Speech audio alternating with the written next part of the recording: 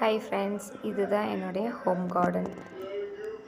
இது வந்து தின்னூத்து பிச்சை இலை, அப்புறம் இது வந்து கத்தாழை, ஆலோவேரான்னு சொல்லுவோம்ல, இது ரெண்டுமே ஒரே பாட்டில் நான் வச்சுருக்கேன். நெக்ஸ்ட்டு தர்பூசணி, இது வந்து தானாக முளைச்சது தான். இதில் வந்து ஒரே ஒரு பிஞ்சு தான் வந்திருக்கு. பார்த்திங்கன்னா தெரியும், ரொம்ப சின்னது. ஆனால் அப்படி பிஞ்சு வந்துட்டு அப்படியே காஞ்சி போயிடுது, அது ஏன்னு தெரியல.